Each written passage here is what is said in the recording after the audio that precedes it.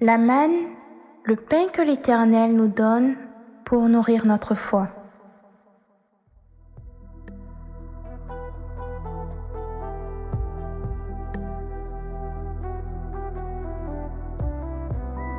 Shalom, shalom, bien-aimé du Seigneur Jésus.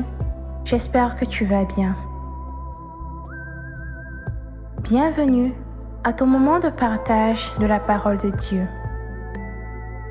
Nous prions le Saint-Esprit que le message de ce jour porte du fruit en toi et que ce fruit demeure au nom de Jésus-Christ de Nazareth.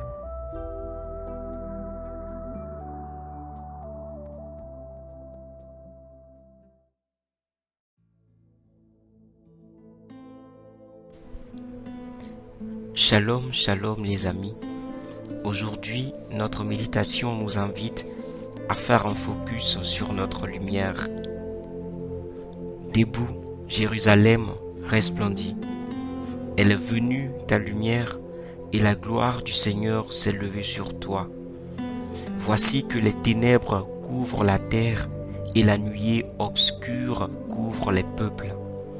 Mais sur toi se lève le Seigneur, sur toi sa gloire apparaît. Les nations marcheront vers ta lumière et les rois vers la clarté de ton aurore. Isaïe 60, versets 1 à 3.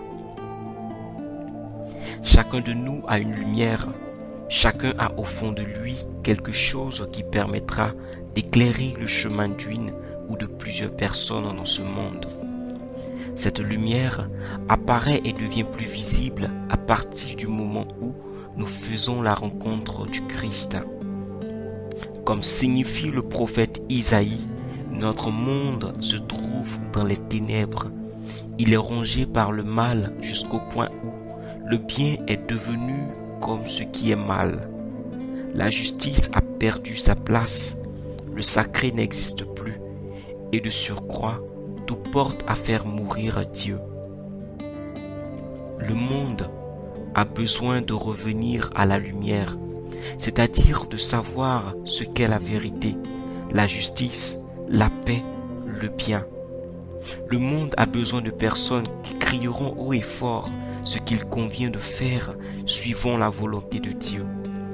En effet, cette lumière dont nous parlons, c'est le Christ, le ressuscité. C'est de Jésus-Christ de Nazareth dont le monde a besoin pour être éclairé. Mais cette rencontre du monde avec Jésus se fera par nous. Pourquoi ? Parce qu'en rencontrant Jésus, nous le recevons et la lumière apparaît en nous.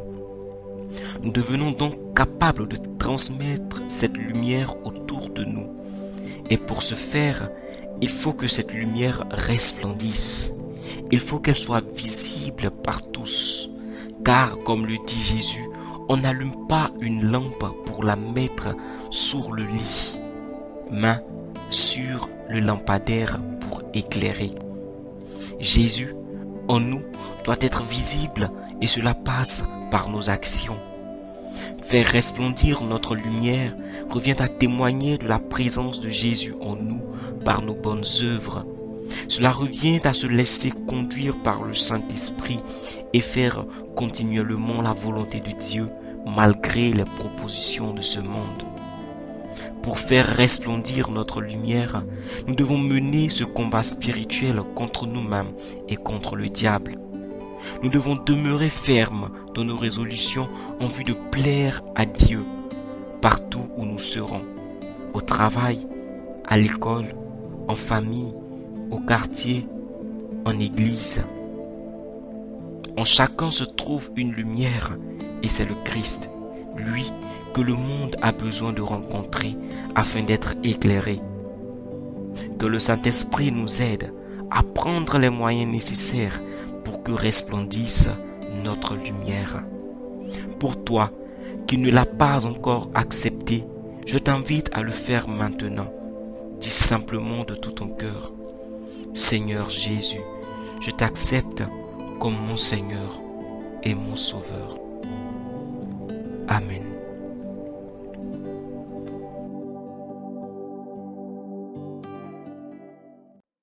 Dieu te bénisse.